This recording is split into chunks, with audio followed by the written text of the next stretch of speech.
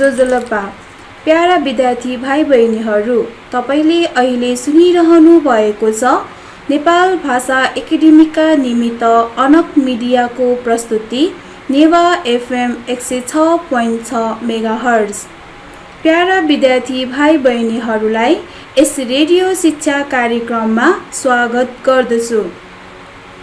कीर्तिपुर नगरपालिका वडा नम्बर 9 मा अवस्थित कीर्तिपुर माध्यमिक विद्यालयको गणित विषयको शिक्षक म सरस्वती साक्य तपाईहरू माझ रेडियो शिक्षा कार्यक्रम लिएर उपस्थित भएकी छु। आज म यस रेडियो कार्यक्रममा कीर्तिपुर नगरपालिकाद्वारा सञ्चालन गरिएको रेडियो शिक्षा कार्यक्रम अन्तर्गत कक्षा 7 को गणित विषयको रेडियो शिक्षा कार्यक्रम लिएर उपस्थित भएकी छु।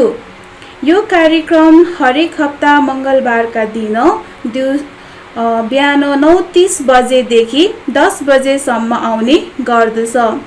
अबको 30 मिनेट म तपाईहरू माझ रहनेछु। गएको हप्तामा हामीले एकाइ 11 को समूह पाठ पढेका थियौं।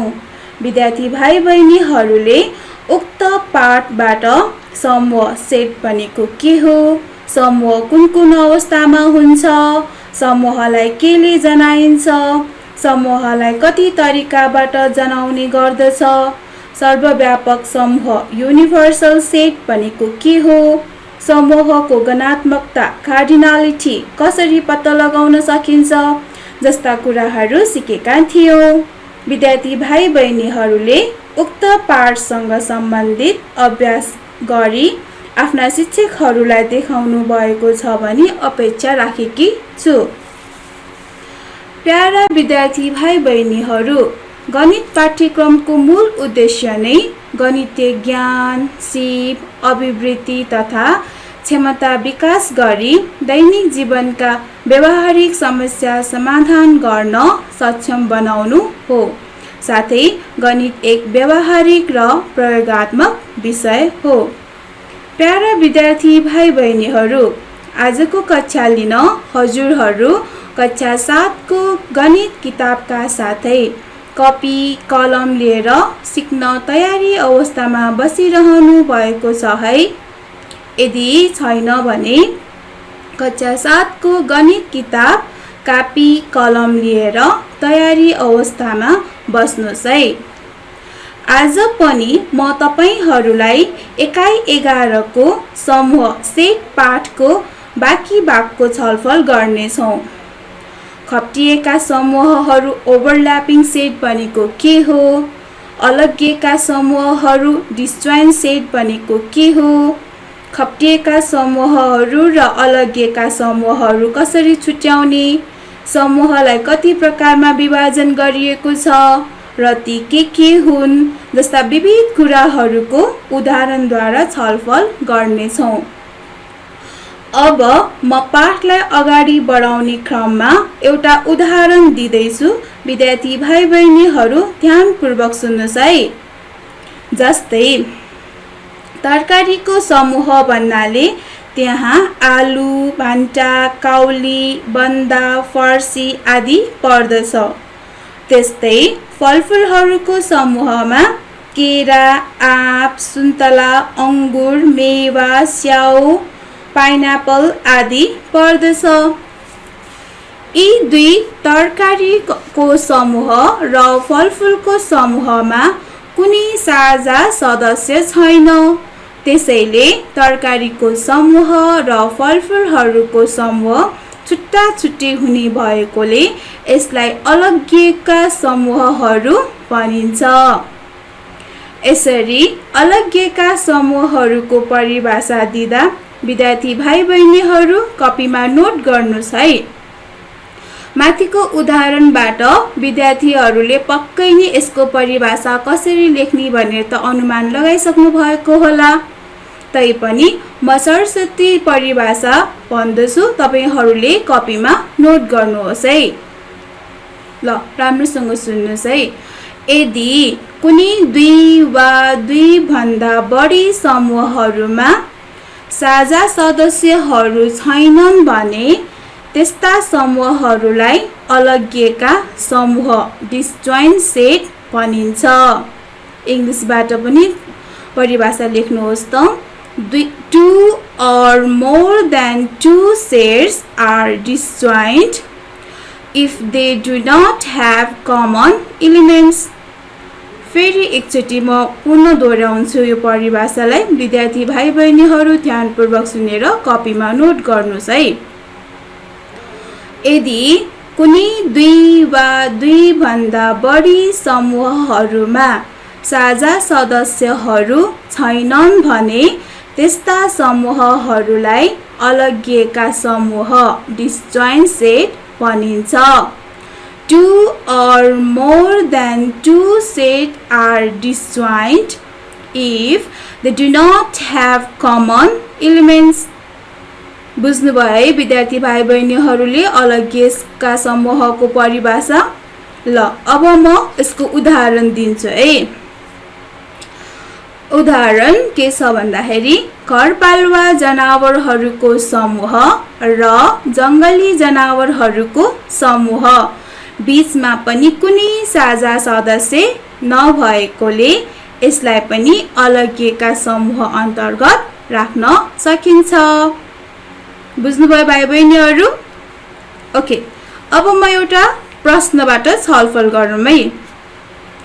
यदि ए भन्ने समूहमा चाहिँ 10 भन्दा साना जोड सङ्ख्याहरूको समूह छ र बी भन्ने सेटमा चाहिँ 10 भन्दा साना बिजोड सङ्ख्याहरूको समूह छ भने ए र बी कस्तो खालको समूह हो र भेन चित्रमा पनि प्रस्तुत गर्नुहोस्। विद्यार्थी भाइ बहिनीहरूले प्रश्न बुझ्नुभयो? म फेरि एकचोटि दोहोऱ्याउँछु ल। यदि ए सेट भनेको 10 भन्दा साना जोड सङ्ख्याहरूको समूह र बी भनेको चाहिँ 10 भन्दा साना बिजोड सङ्ख्याहरूको समूह छ भने ए र बी कस्तो खालको समूह हो र भेन चित्रमा पनि प्रस्तुत गर्नुहोस्। ओके, यस प्रश्नमा समूह ए मा के दिएको छ? 10 भन्दा साना जोड सङ्ख्याहरूको समूह। यो व्याख्यान विधिमा दिएको छ। पहिला यसलाई चाहिँ सूचीकरण विधिमा लेख्नुपर्छ। गत हप्ता हामीले कसरी सूचीकरण विधिमा लेख्ने भनेर पढिसकेका छौँ। अवश्य नै विद्यार्थी भाइ बहिनीहरूले यसमा के हुन्छ भनेर थाहा पाइसक्नु भयो होला। पक्कै नै ए इक्वल्स टु सेटलाई केले जनाउने गरिन्छ? कर्ली ब्राकेट भित्र राख्ने गरिन्छ। अब 10 भन्दा साना जोड सङ्ख्या भन्ने बित्तिकै के हुने भयो? 2, 4, 6, 8। सूचीकरण विधिमा हामीले कमाले डिनोटेड गर्नुपर्छ है। त्यस्तै समूह बी मा 10 भन्दा साना बिजोड सङ्ख्याहरूको समूह भन्नाले त्यहाँ के पर्ने भयो? B equals to curly bracket start 1, 3, 5, 7, 9 हुने भयो। यसरी समूह ए र समूह बी मा कुनै पनि साझा सदस्य छ कि छैन?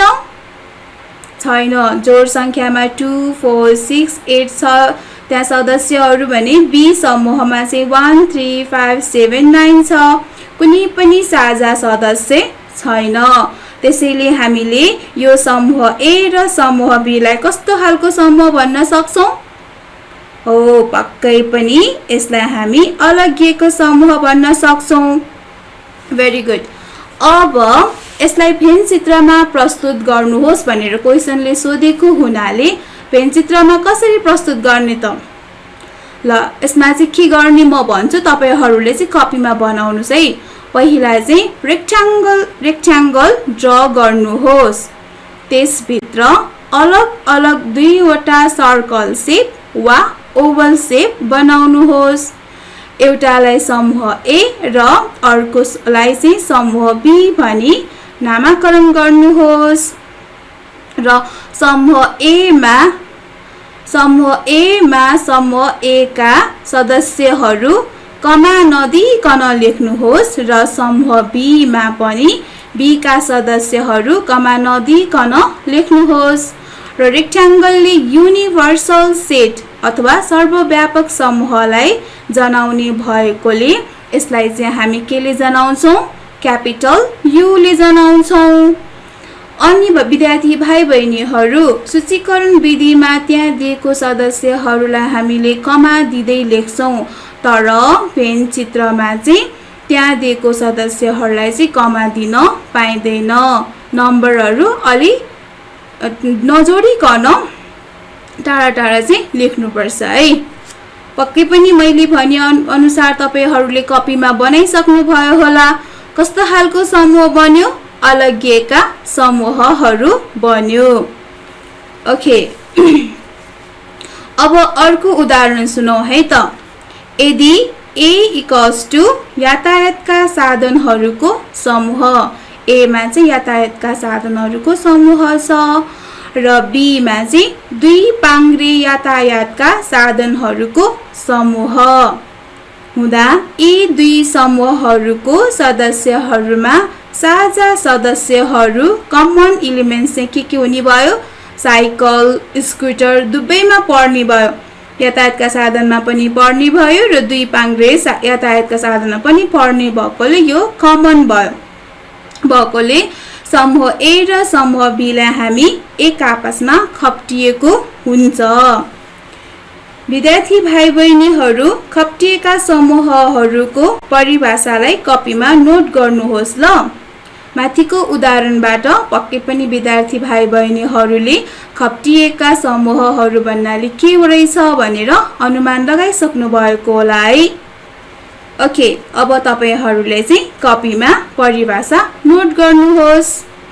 यदि कुनै दुई वा दुई भन्दा बढी समूहहरूमा साझा सदस्यहरू छन् भने त्यस्ता समूहहरूलाई खप्टिएका समूह अथवा ओभरल्यापिङ सेट भनिन्छ।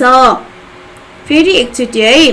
यदि कुनै दुई वा दुई भन्दा बढी समूहहरूमा साझा सदस्यहरू छन् भने त्यस्ता समूहहरूलाई खप्टिएका समूह ओभरल्यापिङ सेट भनिन्छ। इंग्लिशबाट पनि टिपौँ ल।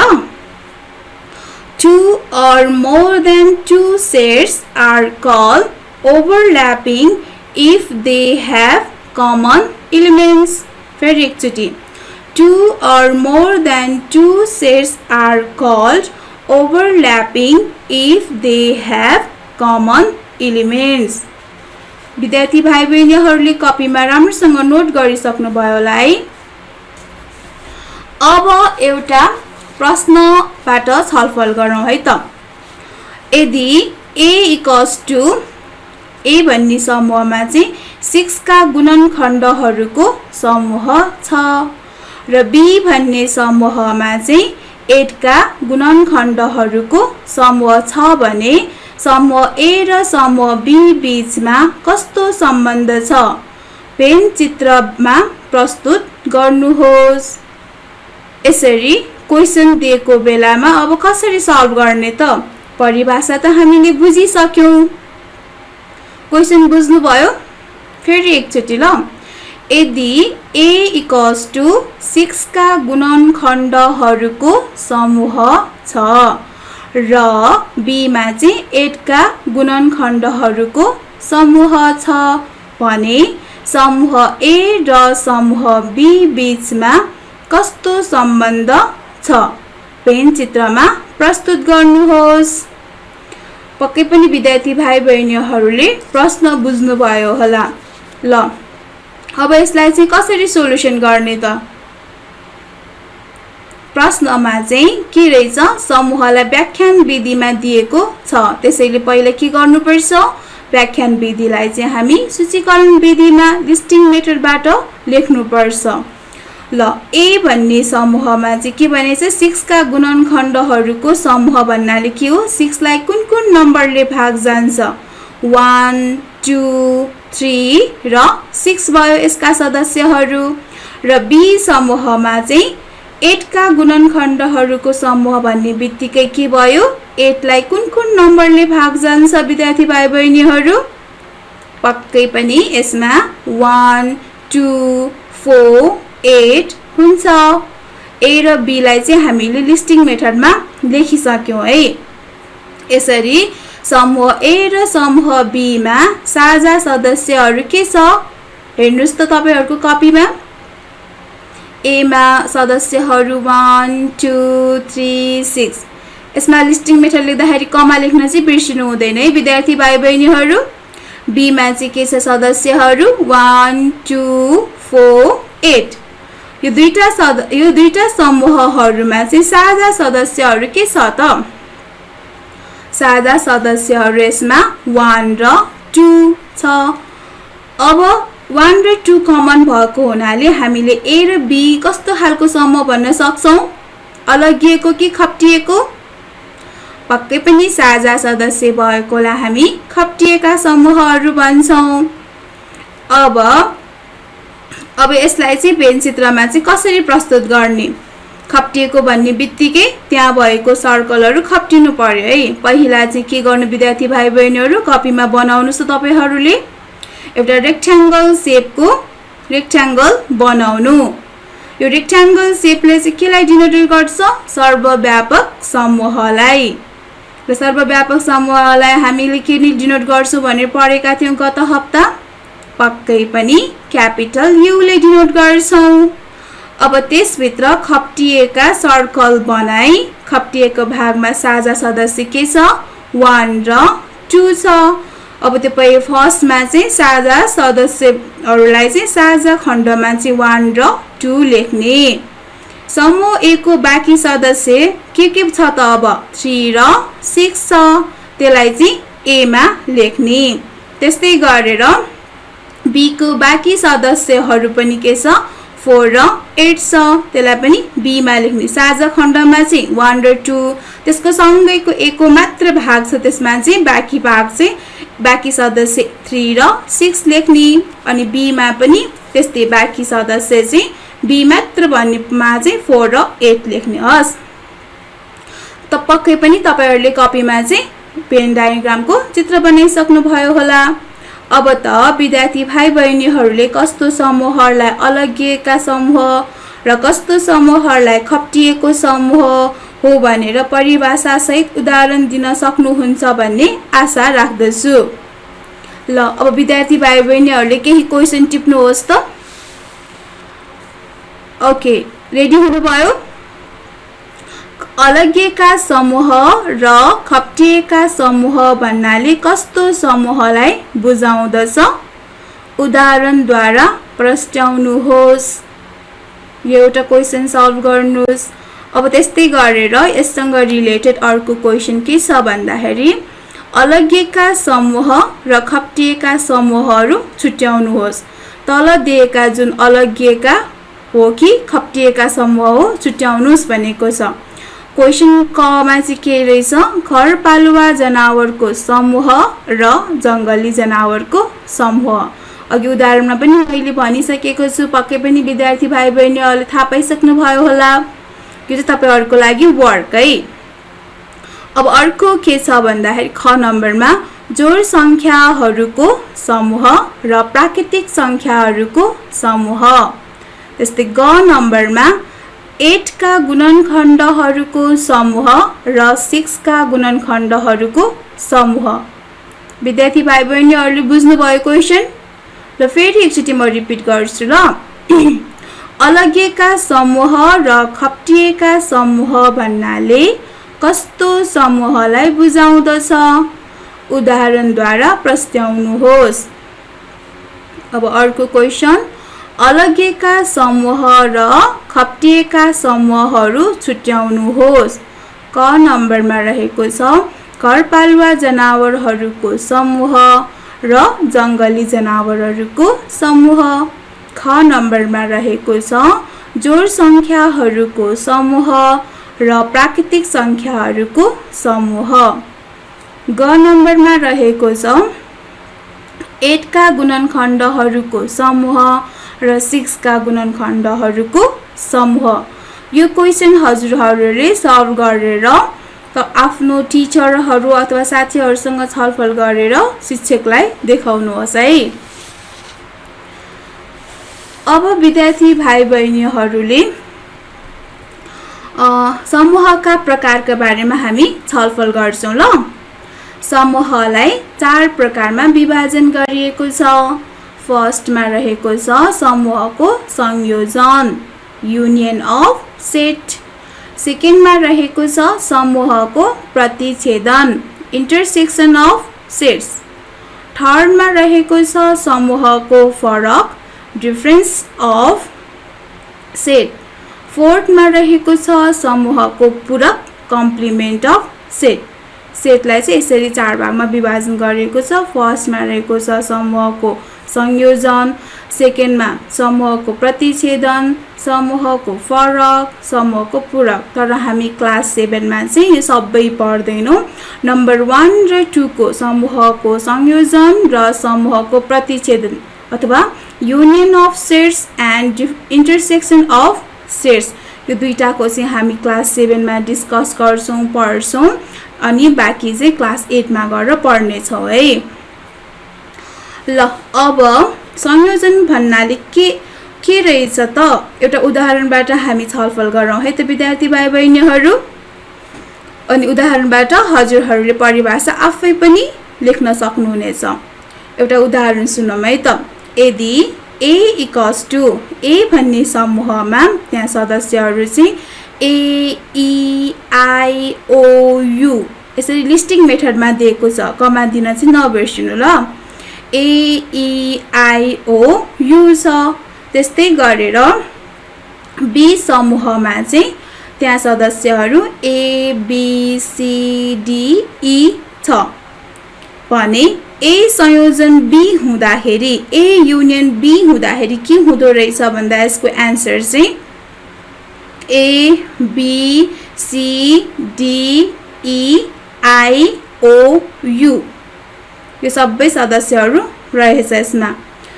यस उदाहरणबाट विद्यार्थी भाइ बहिनीहरूले पक्कै नै अनुमान लगाइसक्नु भएको होला है समूहको संयोजन भन्नाले के हो भनेर।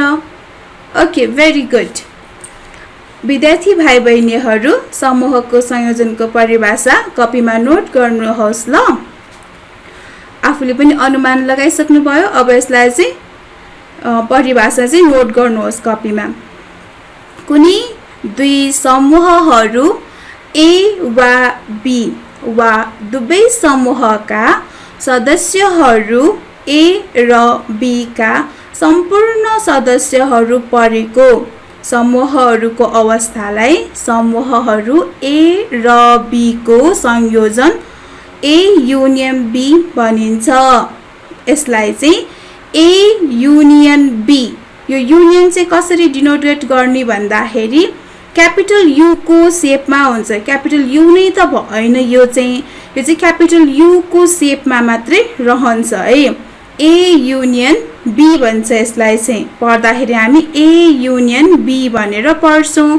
लेख्दाखेरि चाहिँ क्यापिटल U को शेपमा लेखिन्छ तर क्यापिटल U भनेर चाहिँ पढ्न पाइदैन। यसलाई चाहिँ A युनियन B भन्नु पर्छ।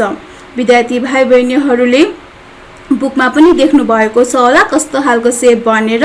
एकचोटी बुकमा पनि हेर्नुस् ल। र फेरि एकचोटी यो परिभाषा दोहोर्याउँछु म। कुनै दुई समूहहरू A वा B वा दुवै समूहका सदस्यहरू A र B का सम्पूर्ण सदस्यहरू परेको समूहहरूको अवस्थालाई समूहहरू A र B को संयोजन A युनियन B भनिन्छ। इंग्लिशबाट लेख्दाखेरि the union of two sets A and B is the set of all elements which belong either to A or to B or to both. It is written as A union B. It is read as A union B also. Yes. फेरि एकचोटि the union of two sets A and B is the set of all elements which belong either to A or to B or to both. Okay, विद्यार्थी भाइ बहिनीहरूले कपीमा note गरिसक्नुभयो होला। अब एउटा प्रश्नबाट हामी छलफल गरौँ है त।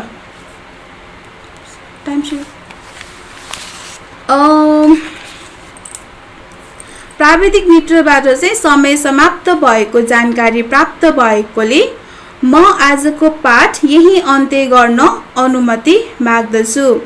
आजको यस कार्यक्रममा प्राविधिक सहयोग गर्नुहुने मित्रलाई धन्यवाद दिँदै आगामी हप्ता यही समयमा पुनः भेट्ने वाचा गर्दै हजुरहरूको दिन शुभ रहोस् र सुरक्षितका साथ घरमै बस्नुहोस्। धन्यवाद।